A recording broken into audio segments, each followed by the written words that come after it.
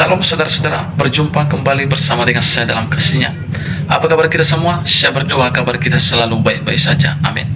Saudara, viral di sosial media ketika Kiai Haji Buya Sakur, yaitu ulama yang cerdas dan ulama yang selalu menyampaikan kebenaran, meninggal dunia.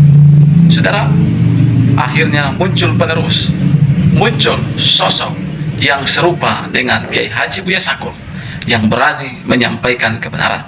Saudara, karena kebenaran yang disampaikannya ini, katanya Ustadz ini, yaitu Ustadz Karim, dia akan dipolisikan katanya. Saudara, seperti apa cuplikannya? Kita simak cuplikan berikut ini. Maaf ya, saya menggunakan kata-kata dalam Injil. Injil juga kitab suci. Maaf ya, yang agak alergi nggak apa-apa, lupakan aja. Tapi ini saya sangat tertegun dengan kata-kata Injil. Begini dalam Injil, kamu saja yang jahat. Ketika anakmu minta roti, pasti tidak dikasih batu. Ya, jadi kajian-kajiannya Saiful Karim ini juga berdasarkan kitab Injil. Ustadz Saiful Karim adalah salah seorang ustadz yang akhir-akhir ini menjadi perbincangan di sosial media. Dia dianggap sesat oleh beberapa kalangan umat muslim karena kajiannya dianggap kontroversial. Bahkan dari MUI sampai Kemenak itu melarang umat Islam untuk mengikuti kajiannya Ustadz Saiful Karim. Tak cukup sampai di situ, bahkan juga dikabarkan bahwa Ustadz Saiful Karim ini juga telah dilaporkan ke polisi oleh beberapa kalangan muslim karena dianggap ceramahnya atau dakwahnya itu tidak sesuai dengan apa yang mereka percayai. Waduh, lapor lagi ya. Seperti sudah menjadi budaya saja ya, kalau ada oknum tertentu yang tidak disukai oleh umat muslim, pasti selalu akan dilaporkan kepada pihak berwajib. Sebenarnya kalau memang Ustadz Saiful Karim ini dianggap sesat, ya tinggal dibantah aja narasinya, bukan malah main lapor-lapor. Saya juga nggak yakin sih kalau sampai Ustadz Karim ini dilaporkan polisi lalu diproses secara hukum, kayaknya nggak ada hukum pidananya untuk bisa menahan Ustadz Karim ini. Nah, salah satu dakwah yang pernah dikritik oleh beberapa kalangan muslim tertentu itu adalah ketika Ustadz Saiful Karim ini dia pernah mengutip salah satu ayat di dalam Alkitab yang dia sampaikan di dalam pengajiannya, dan video ini direction oleh salah satu YouTuber Islam yang bernama Dodi Sefriadi. Mari kita lihat langsung seperti apa videonya. Saya iseng-iseng coba ketik di pencarian TikTok Saiful Karim Injil. Ternyata menemukan video-video Saiful Karim yang juga berbicara tentang kitab Injil nih. Coba kita simak ya. Maaf ya, saya menggunakan kata-kata dalam Injil. Injil juga kitab suci. Maaf ya, yang agak alergi nggak apa-apa, lupakan aja. Tapi ini saya sangat tertegun dengan kata-kata Injil. Begini dalam Injil, kamu saja yang jahat. Ketika anakmu minta roti, pasti tidak dikasih batu. Ya, jadi kajian-kajiannya Saiful Karim ini juga berdasarkan kitab Injil katanya ya. Di sini ada captionnya. Ternyata tafsirnya berdasarkan Injil, teman-teman ya.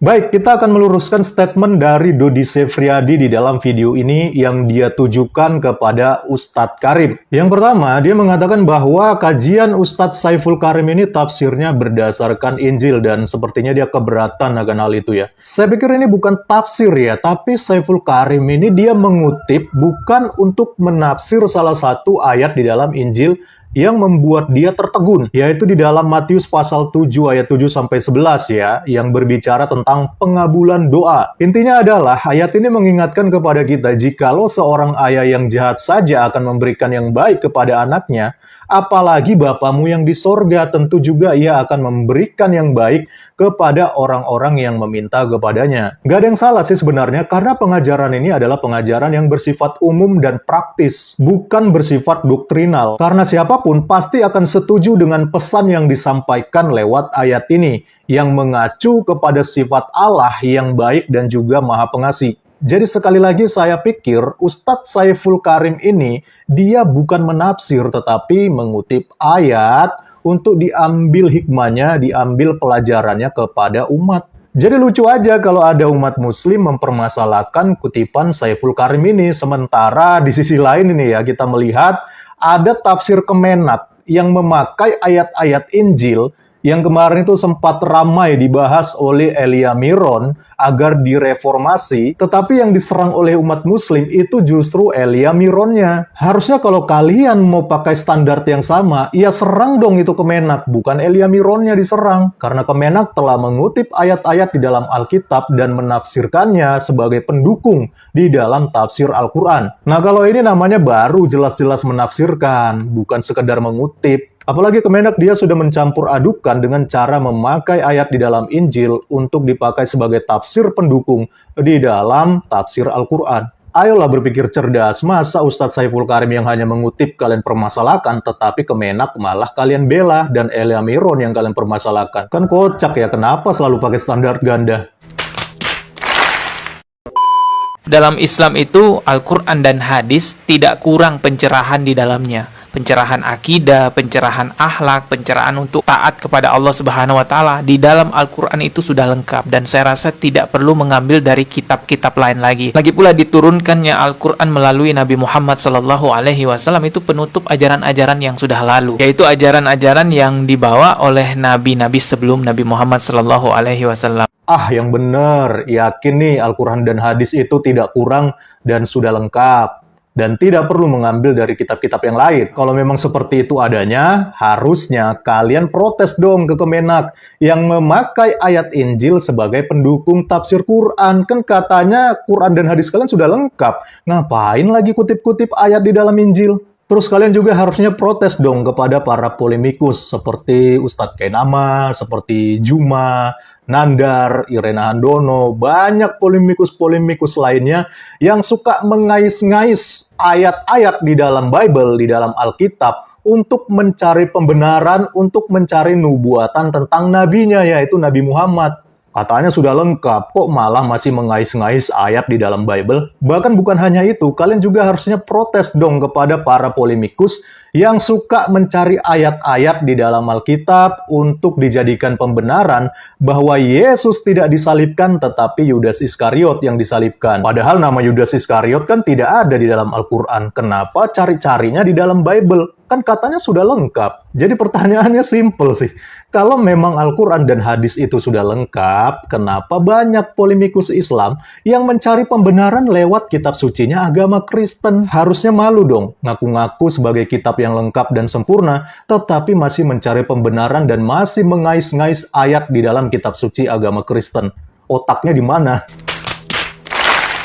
Ayolah, mari kita belajar berpikir kritis ya. Jangan cuma sekedar mengklaim sebagai kitab yang lengkap dan yang sempurna, tetapi kenyataannya masih memerlukan dan masih mengais-ngais ayat di dalam kitab suci agama Kristen untuk melakukan pembenaran. Salam kritis, Tuhan Yesus memberkati. Nah, saudara-saudara, itulah dia video cuplikan. Baru saja kita menyimak video cuplikan tadi.